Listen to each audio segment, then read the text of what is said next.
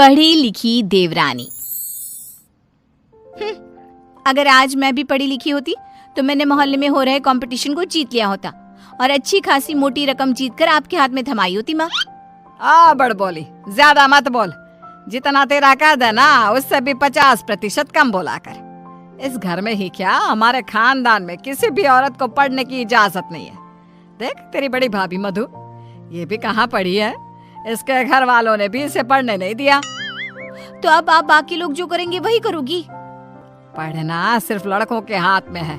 किताब, पेन, पढ़ाई ये आदमी ही कर सकते हैं, क्योंकि उन्हें ही तो आगे जाके कमाना है। औरतों को तो सिर्फ बेलन, झाड़ू और पोछा यही करना है जीवन भर। और तेरे इस कंपटीशन को जीत कर मुझे नहीं चाहिए पैसे। मेरा बड़ा बेटा सागर अब कमा रहा है और छोटा बेटा तेज भी अपने कॉलेज की पढ़ाई के बाद कमाएगा ही। तारिनी, तू तो बस अपनी बड़ी भाभी से खाना बनाना और घर के बाकी काम करना सीख ले। सच में आप सबकी सोच ना जमीन में धसी हुई रहेगी लाइफ टाइम। न जाने क्यों मैं इस घर में पैदा हुई। ऐसा नहीं बोलती तारिनी। तारिनी रोकर अपने कमरे में चली जाती है। पाठक परिवार में आज तक किसी भी लड़की ने पढ़ाई नहीं की और सिर्फ लड़कों को ही इजाजत दी जाती है, लड़कियों को नहीं। बिंदु के 2 बेटे होते हैं। बड़ा बेटा सागर जो एक अच्छी नौकरी करता है और उसकी बीवी मधु है, और छोटा बेटा तेज जो अभी कॉलेज में अपने लास्ट ईयर की पढ़ाई पूरी कर रहा होता है। बिंदु और यशराज ने कभी अपनी बेटी तारिनी को पढ़ने नहीं दिया, जिसकी शिकायत वो आज तक करती है। तेज को अपने कॉलेज में प्रीति नाम की एक लड़की से प्यार हो जाता है। प्रीति, वो दरअसल मुझे ये बात तुमसे बहुत समय से कहनी है। कल इकोनॉमिक्स के क्लास के बाद मैं तुम्हारे लिए रुका भी था, लेकिन तुम चली गई। बोलो ना तेज, क्या हुआ? क्या कहना है तुम्हें? प्रीति, अब मुझे तुमसे प्यार हो गया है। क्या तुम मुझसे शादी करोगी? देखो, हम पिछले 5 साल से एक दूसरे को जानते हैं। आई नो तेज, जैसे तुमने अपनी जज्बातों को मन में छुपा के रखा, वैसे मैंने भी छुपाया। मैं भी तुमसे प्यार करती हूँ, लेकिन मैं तुमसे शादी कैसे कर पाऊंगी? क्यों? कौन रोक रहा है हमें? जहाँ तक मुझे पता है हमारे शहर में लड़कियों को पढ़ने नहीं देते, ना ही पढ़ी लिखी लड़कियों से शादी करवाई जाती है। तुम्हारी बहन तारिनी भी नहीं पढ़ पाई ना अब तक। आई नो, फिर तुम्हारी माँ कैसे मानेंगी? तुम इस सब की चिंता मत करो। I'll fix that all। बस भरोसा और हिम्मत रखो। तेज घर जाकर अपने माता पिता बिंदु और यशराज से बात करता है इस बारे में, और प्रीति के बारे में जानकर बिंदु और यशराज कहते हैं, हैं? तू बोरा गया है क्या लल्ला? देख, ये सब हमारे घर में ही नहीं, राज घरानों में भी होता है। अब प्रीति के माँ बाप होंगे फिर फुरी, लेकिन हम नहीं।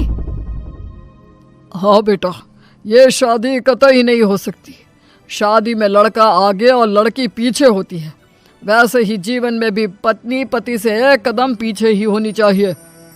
ठीक है, अगर आप लोगों को ये सही लगता है तो मैं भी वही करूंगा जो मुझे सही लगता है। अब आप सब मेरा मरा हुआ मुंह ही देखोगे। गंगाजल तैयार रखिएगा। हाय हाय लल्ला, ये तू क्या बोले जा रहा है? पागल हो गया है क्या? तेज अपनी जिद से पीछे नहीं हटता और वो पूरे 1 महीने तक बिंदु, यशराज और अपने बड़े भाई सागर को मनाने में ही लगा रहता। तब कहीं जाकर कुछ महीनों बाद वो सब राजी होते हैं और कॉलेज की पढ़ाई खत्म होते ही 1 साल बाद तेज और प्रीति की शादी हो जाती है। लेकिन बिंदु, यशराज और सागर अब भी इस शादी से थोड़े से नाखुश ही होते हैं।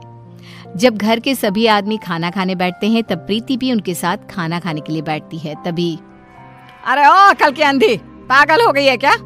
अरे माना कि तुम एक पढ़ी लिखी लड़की हो, लेकिन इसका मतलब ये तो नहीं ना कि घर के और ससुराल के तौर तरीकों का पालन भी ना किया जाए। खाना पहले घर के आदमी खाते हैं और फिर औरतें खाती हैं, दोनों एक साथ नहीं बैठे, समझ गई? लेकिन मम्मी जी, ऐसा क्यों?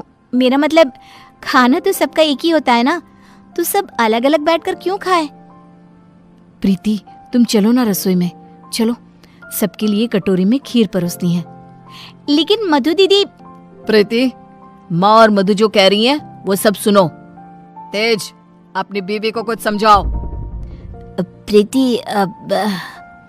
प्रीति गुस्से से उठकर रसोई में चली जाती है और मधु के साथ खीर को कटोरियों में परोसने में लग जाती है। प्रीति, हम इस घर की बड़ी बहू हैं, उसके बावजूद भी हमें हर मामले में, हर काम में पीछे रखा जाता है, जूती की नोक पे रखा जाता है, क्योंकि हम पढ़े लिखे भी नहीं हैं। अब सोचो, हम बड़ी बहू होकर भी हमारा ये हाल है, तो तुम्हारे साथ क्या क्या होगा। मधु दीदी, आप पढ़ी लिखी नहीं हो, इसमें आपकी कोई गलती नहीं है, लेकिन ये जो कुछ भी हो रहा है ना, आदमी और औरत का भेदभाव, ये सब बहुत ही बेकार और इलॉजिकल है। आज दुनिया कहां से कहां पहुंच गई है। आज के जमाने में औरत आदमी के साथ कदम से कदम मिलाकर चलती हैं। खैर, अब हम और कर भी क्या सकते हैं, लेकिन हम अपने आप को बहुत भाग्यशाली मानते हैं। क्यों मधु दीदी? क्योंकि हमारी एक पढ़ी लिखी देवरानी जो है। हाँ, आपको पता है मधु दीदी, आप ना बहुत क्यूट हो, आपको किसी की नजर ना लगे।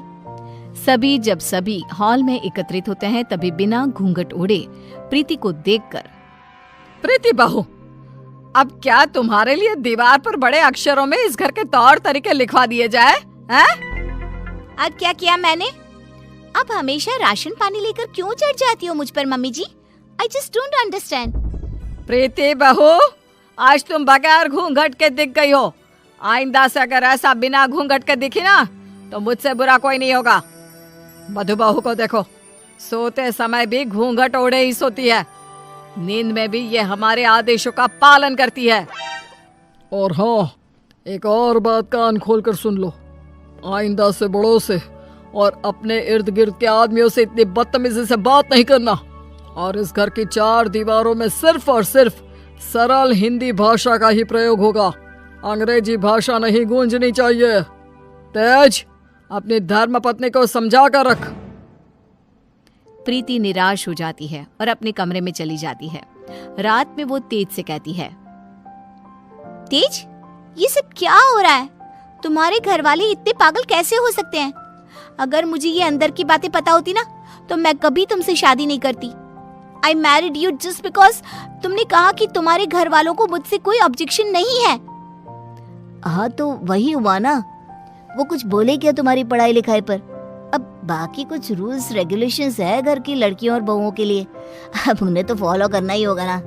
आई नो वो थोड़े बहुत गलत है, लेकिन अब हम और कर भी क्या सकते हैं। एक दिन जब यशराज दूध वाले का हिसाब कर रहा होता है, तभी ये 3 हफ्ते जुलाई महीने के और 2 हफ्ते अगस्त के, तो कुल मिलाकर पूरे हुए। अरे बिंदु, जरा हमारे ड्रॉअर में से कैलकुलेटर तो लेकर आना। जी अभी लाती हूँ। बिंदु कैलकुलेटर लाती है और तभी प्रीति भी वहां आती है और यशराज को हिसाब करते देखती है। ओफो, ये कैलकुलेटर चल क्यों नहीं रहा? मैं हिसाब कैसे करूंगा? 5 हफ्तों का हिसाब मिलाया जाए तो बनते हैं 680 रुपए, क्योंकि हमने 3 रविवार और 4 मंगलवार को दूध नहीं लिया था रघु भैया से, तो उस हिसाब से यही हिसाब बनता है। मैंने अपने माइंड में ही 1 मिनट में कैलकुलेट कर दिया है। प्रीति बहू, तुझे 1000 बार कहा है ना, रसोई में ही रहा कर। अरे आदमियों के काम में क्यों हर बार अपनी टांग अड़ाने आ जाती है? आइंदा से ये हिसाब किताब वाले काम में तू बिल्कुल भी ध्यान नहीं देगी। चल दफा हो यहाँ से अब। न जाने कौन सी घड़ी थी वो जब तेज को इससे प्यार हुआ। बेवकूफ है हमारा बेटा। इस तरह फिर से प्रीति को चुप कराकर रसोई में भेज दिया जाता है। कुछ दिनों बाद प्रीति जब बाजार से घर लौटती है, तब वो घर पर सबको मधु पर चिल्लाते हुए देखती है और मधु बेचारी फूट फूट कर रोई जा रही थी। सब तुम्हारी गलती है, तुम्हारी वजह से ही मैं बाप नहीं बन सकता कभी। पता नहीं क्यों आई तुम मेरी जिंदगी में, पनौती हो तुम, पनौती। लेकिन सागर जी, डॉक्टर साहब ने कहा है कि आपके अंदर कुछ मेडिकल इश्यूज है, जिसकी वजह से आप कभी बाप नहीं बन पाएंगे। अब इसमें हमारी क्या गलती है? ओए मधु, ज्यादा ऊंची आवाज से बात मत कर। वही तो। प्रीति से अपना गुस्सा कंट्रोल नहीं किया जाता और वो तुरंत अंदर आकर चिल्लाती है, बस, आप सबको ये क्या हो गया है? जब डॉक्टर ने कहा है कि कमी सागर भैया में है, तो मधु दीदी को क्यों सुनाना? वो क्यों सहे? सारे ताने, सारी डांट, सारी गलती मधु दीदी की कैसे हो गई? मास्टरनी, तो चुप ही रहा कर। वो कहते हैं ना, एक गंदी मछली पूरे तालाब को और बाकी मछलियों को खराब कर देती है। तू ना वैसी ही है। तेरी वजह से ही ये मधु बहू भी उल्टा बोलना सीख गई है। नहीं माँ, ये सरासर गलत है। गलती सागर भाई की है। नहीं, मधु में ही कोई दोष है। हमारे बेटे सागर में कोई दोष हो ही नहीं सकता। ये मनहूस मधु कुंडली मारकर बैठ गई है हमारे सागर के जीवन में।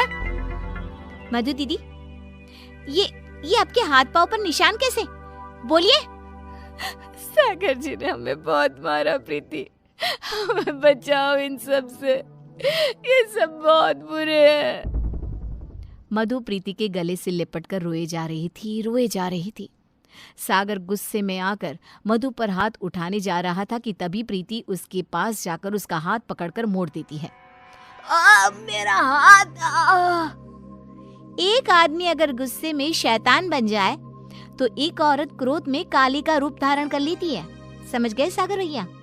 और आप सब, अरे एक बार ध्यान से सोचिए, दिल से सोचिए ना। अगर ऊपर वाले ने आदमी और औरत को साथ में बनाया है तो हम क्यों फर्क करें? क्यों औरतें आदमियों से पीछे रहे? दोनों साथ में कदम से कदम मिलाकर चल सकते हैं ना। साथ में काम करके अपना घर, अपनी गृहस्थी चला सकते हैं ना। गलती सोच की है। अगर सोच बदलोगे तो ही बदलाव आएगा, वरना जमीन में ही धंस के रह जाओगे। उतने में तेज अपने साथ पुलिस अफसर्स को लेकर आता है। सागर भाई, आप मेरे बड़े भाई हो, लेकिन आज जो मुझे आपके बारे में पता चला, कैसे आप मधु भाभी को मारते हो, उन पर अत्याचार करते हो, इसके बाद से आप मेरे कोई नहीं। मेरे लिए आप ना के बराबर हो गए हो। इंस्पेक्टर साहब, गिरफ्तार कर लीजिए इन्हें। पुलिस सागर को डोमेस्टिक वायलेंस के केस में गिरफ्तार कर लेती है और उसे लेकर जाती है। माँ, पापा, प्रीति और मैंने फैसला कर लिया है कि हम अब इस घर में और नहीं रहेंगे और अकेले किसी शहर में जाकर रहेंगे। मधु दीदी और तारिनी भी हमारे साथ चल सकती हैं। इस तरह तेज और प्रीति वहां से चले जाते हैं और मुंबई शहर आकर तारिनी और मधु दोनों भी पढ़ने जाती हैं और सभी अपना जीवन खुशी से बिताते हैं। वहीं बिंदु और यशराज, जिन्हें तेज हर महीने पैसे और खत भेजता है, वो दोनों अपने बच्चों की याद में रोते रहते हैं और उनके खतों को ही पढ़ते रह जाते हैं।